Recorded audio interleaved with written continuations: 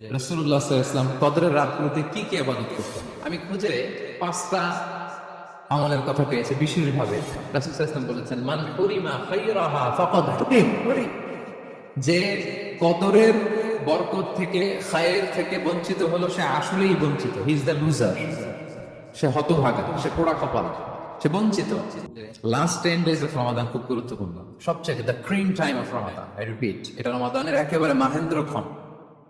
এই 10 দিনের যে কোনো 10 রাতের যে কোনো রাত কদর হয়ে যেতে পারে, বিশেষ করে অড নাইটস গুলো 21, 23, 25, 27 এবং 29, যে কোনো দিন হয়ে যেতে পারে কদর। তো বুদ্ধিমানের কাজ হচ্ছে আমরা যেন রমাদানের শেষ 10 রাতে লাগাতার একইভাবে একই স্পিডে আমরা যেন ইবাদত করি। কোন রাতে বেশি করলাম, হয়তো 27-এর রাতে আমি খুব ভাব গাম্ভীর্য নিয়ে, খুব আবেগ নিয়ে ইবাদত করলাম, কিন্তু হয়ে যেতে পারে যে এবছর কদর ছিল 25-এর রাত, হতে পারে না?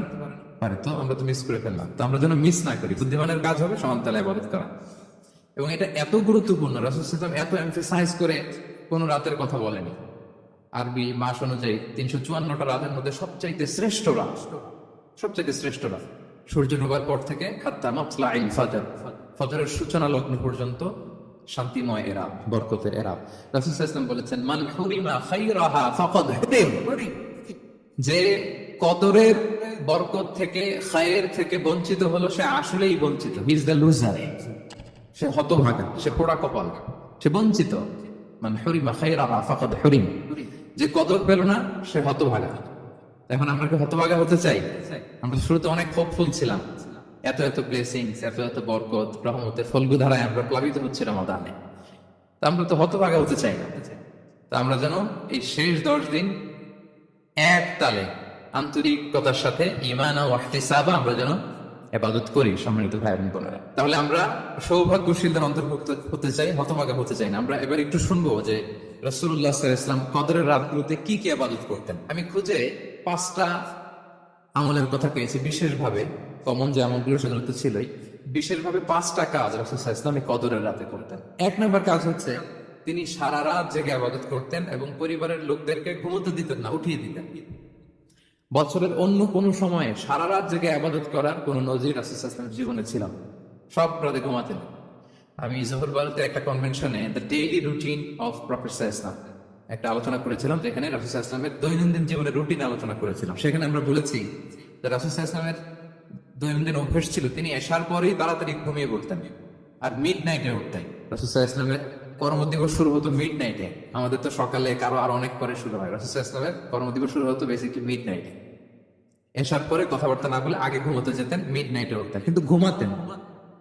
ঘুম ছাড়া রাত কাটাতেন না। সারা বছরের এটা ছিল যে এশার পর পরে ঘুমোতে যেতেন, except the last 10 days of Ramadan. রমাদানের শেষ 10 রাতে রাসূল সাল্লাল্লাহু আলাইহি ওয়াসাল্লাম ঘুমাতেন।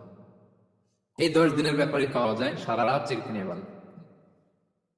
আমাদের আয়েশা রাদিয়াল্লাহু তাআলা আনহা বলেন, ইযা দাখালাল আশরু আহিয়া আল-লাইলা ওয়া আইখাযা আহলা ওয়া জাদ্দা ওয়া শাদ্দাল মি'জার। রমাদানের শেষ 10 যখন আসতো, রাসূল সাল্লাল্লাহু আলাইহি ওয়াসাল্লাম সারা রাত জেগে ইবাদত করতেন। পরিবারের সদস্যদেরকে জাগিয়ে তুলতেন, স্ত্রীদের ঘুমাতে দিতেন না, জাগিয়ে তুলতেন। ফাতেমা রাদিয়াল্লাহু তাআলা আনহার ঘর পাশেই ছিল, তাদেরকে যে জাগাতেন এবং নিজে সারা রাত ইবাদত করতেনই। জাদ্দা ওয়া শাদ্দাল মি'জার, খুবই বলিষ্ঠ ভাবে, খুব মজবুত ভাবে কোমরে গামছা বেঁধে নামার একটা এক্সপ্রেশন এখানে দেওয়া হয়েছে। মিজার, ইজহার মানে হচ্ছে বাংলা করলে হয় লুঙ্গি। লুঙ্গি আমরা যখন খুব শক্ত কোনো কাজ করতে যাই তখন তারা কি করে, খুব টাইট করে লুঙ্গিটা বাঁধে। তার মানে বোঝানো হচ্ছে রাসূল সাল্লাল্লাহু আলাইহি ওয়াসাল্লাম কোমরে ভালো করে লুঙ্গি বেঁধে বা গামছা বেঁধে আটগাট বেঁধে নামতেন শেষ 10 দিনের জন্য। এই সময় তিনি মানে কাউকে কেমন যেন চিনতেন না, সবসময় ইবাদতে মগ্ন থাকতেন। এটা আমরা করতে পারি যে শেষ 10 দিনে আমরা একটা স্পেশাল প্ল্যান করতে পারি যে আমরা আমাদের সর্বোচ্চটুকু উজাড় করে দিয়ে লাস্ট 10 days অফ রমাদানের এই বরকত আমরা হাসিল করবো, এটা যেন আমাদের মিস না হয়। তাহলে এটা আমরা একটা পেলাম। 2 নম্বর হচ্ছে ইতিকাফ করা। রাসূলুল্লাহ সাল্লাল্লাহু আলাইহি ওয়াসাল্লাম রমাদানের শেষ 10 দিন ইতিকাফ করতেন। আমাদের আয়েশা রাদিয়াল্লাহু তাআলা আনহা বলেন, কানা ইয়াতাকিফুল আশরাল আওয়াখির মিন রমাদান। রমাদানের শেষ 10 তিনি ইতিকাফ করতেন হাত্তা তাওয়াফাহুল্লাহ। ওনার ইন্তেকালের আগ পর্যন্ত এই অভ্যাসটা তিনি জারি রেখেছেন। সুম্মা আতাকাফা আজওয়াজুহু মিন বা'দি, তারপরে ওনার স্ত্রীরা ইতিকাফ করেছেন। আরেক বর্ণনায় এসেছে ইয়াতাকিফু কুল্লা রমাদান 10 আইয়াম, প্রতি রমাদানে তিনি 10 দিন ইতিকাফ করেছেন, কিন্তু যেই বছর তিনি ইন্তেকাল করবেন সে বছর তিনি 20 দিন ইতিকাফ করেছেন। প্রতি রমাদানে 10 দিন, আর যে বছর ইন্তেকাল করবেন সে বছর কয় দিন? 20 দিন তিনি ইতিকাফ করেছেন মসজিদে নববীতে। তাহলে আমরা এই রমাদানের শেষ দশকে এটা করতে পারি। 2 নম্বর পয়েন্ট হচ্ছে ইতিকাফ করা। যারা আমরা করিনি তারা আমরা ইতিকাফ করতে পারি। আমাদের IIM এর মসজিদ এটা ইতিকাফের জন্য একটা উর্বর জায়গা। আমরা যখন এই ক্যাম্পাসে ছিলাম তখন দেখেছি যে এখানকার ইতিকাফের পরিবেশ যে এত সুন্দর এটা কল্পনাই করা যায়। অসাধারণ পরিবেশ। আপনি যদি ইতিকাফ নাও করেন, রাত 2টা বা 3টার দিকে সেন্ট্রাল মস্কে এসে বসে থাকলেও হবে। রাত 2টা 3টার দিকে এসে বসে থাকলে দেখবেন যে কেউ সেজদায় পড়ে কান্না করতেছে, কেউ হালাকা করতেছে, কেউ তাসবিহ করতেছে, কেউ কোরআন তেলাওয়াত করতেছে। মানে এত সুন্দর পরিবেশ, ওটা দেখলেই আপনার ইবাদত করতে মন চাইবে। তো আমরা যেন ইতিকাফ করার চেষ্টা করি। ইতিকাফ করতে না পারলে শেষ দশকের রাতগুলো যেন মসজিদে কাটানোর চেষ্টা করি, তা না পারলেও বাসায় যেন এই রাতগুলো আমরা মিস না করি। বিশেষ করে সেন্ট্রাল মস্কে তো অসাধারণ পরিবেশ, এটা হাইলি রেকমেন্ডেড। ইফ পসিবল আপনারা আসবেন, এখানে ইবাদতের চমৎকার পরিবেশ থাকে। 3 নম্বর হচ্ছে রাসূল সাল্লাল্লাহু আলাইহি ওয়াসাল্লাম এবং জিবরাইল আলাইহিস সালাম যৌথভাবে কোরআন রিভিশন করতেন। খুব ইন্টারেস্টিং। সারা বছর যেটা নাযিল হতো, রমাদানে জিবরাইল আলাইহিস সালাম রাসূল সাল্লাল্লাহু আলাইহি ওয়াসাল্লামকে শোনাতেন, রাসূল সাল্লাল্লাহু আলাইহি ওয়াসাল্লাম জিবরাইল আলাইহিস সালামকে শোনাতেন। সহিহ বুখারীর বর্ণনা, কানা জিবরিলু ইয়ালকাহু ফি কুল্লি লাইলাতিন মিন রমাদান ফায়ুদারিসুল কুরআন। প্রতি রমাদানের প্রতি রাতে এসে রাসূল সাল্লাল্লাহু আলাইহি ওয়াসাল্লামের সাথে কোরআন মুদারাসা করতেন। সহিহ মুসলিমের বর্ণনায়, আন্না জিবরিল কানা ইউআরিদুহু বিল কুরআন কুল্লা আমিন মাররা। প্রতি বছর রমাদানে একবার শোনাতেন বা শুনিয়েছেন। যে বছর তিনি ইন্তেকাল করবেন তিনি 2 বার শুনিয়েছেন। আরাদা ইউআরিদু, এটা ফ্রম বোথ সাইড। আরবি শব্দটা এমন যে জিবরাইল আলাইহিস সালাম শোনাতেন, এরপর রাসূল সাল্লাল্লাহু আলাইহি ওয়াসাল্লাম জিবরাইল আলাইহিস সালামকে শোনাতেন, কোরআন রিভিশন করা। তো এই শেষ দশকের রাতগুলোতে আমরা যেন বেশি বেশি কোরআন পড়ি। কোরআন তেলাওয়াত, কোরআনিক রেসাইটেশন হতে পারে, কোরআনের অর্থ পড়া হতে পারে, তাদাব্বুরে কোরআন হতে পারে, কোরআনের হালাকায় জয়েন করা হতে পারে। ইন ইটস এনি ফর্ম আমরা যেন কোরআনের সাথে অ্যাটাচমেন্টটা বাড়ে লাস্ট 10 days অফ রমাদানে। 4 নম্বর, কিয়ামুল লাইল করা। রাসূল সাল্লাল্লাহু আলাইহি ওয়াসাল্লাম কিয়ামুল লাইল করতেন, এবং কিয়ামুল লাইল শব্দটাকে রাসূল সাল্লাল্লাহু আলাইহি ওয়াসাল্লাম কদরের সাথে জুড়ে দিয়েছেন। সহিহ বুখারীর বর্ণনায় তিনি বলেছেন, মান কামা লাইলাতাল কদরি ঈমানান ওয়া ইহতিসাবান গুফিরা লাহু মা তাকাদ্দামা মিন যামবি। কদরের রাতে যে কিয়ামুল লাইল করে বিশ্বাস নিয়ে এবং নাজাতের প্রত্যাশা নিয়ে, তার পূর্বের সমস্ত গুনাহ আল্লাহ তাআলা ক্ষমা করে দিবেন।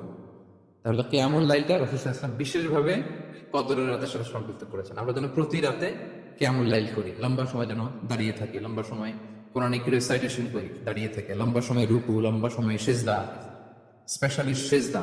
আকরাবু মা ইয়াকুনুল আবদু মির রাব্বিহি ওয়া হুয়া সাজিদ ফাআকসিরু ফিহি দুআ। বান্দা যখন সিজদায় থাকে আল্লাহ সবচেয়ে কাছে থাকে। তো আমরা তো আল্লাহর সবচেয়ে কাছে যেতে চাই এই ক্রিম টাইমটাতে, কি বলেন? আমরা যেন লম্বা সময় সিজদাতে থাকি। কিন্তু আমাদের অনেকের যেটা হয়, নামাজে তাড়াহুড়ো, অনেকের সব ব্যস্ততা যখন নামাজে দাঁড়ায় এরকম হয়ে যায়। রাসূল সাল্লাল্লাহু আলাইহি ওয়াসাল্লামের সালাত যদি আমরা খেয়াল করি, বিশেষ করে কিয়ামুল লাইলে এত যে সুন্দর ছিল। আমাদের আয়েশা রাদিয়াল্লাহু তাআলা আনহাকে জিজ্ঞেস করা হয়েছিল যে, হে আম্মা জান, রাসূল সাল্লাল্লাহু আলাইহি ওয়াসাল্লামের কিয়ামুল লাইল কেমন ছিল, কিভাবে কিয়ামুল লাইল করতেন?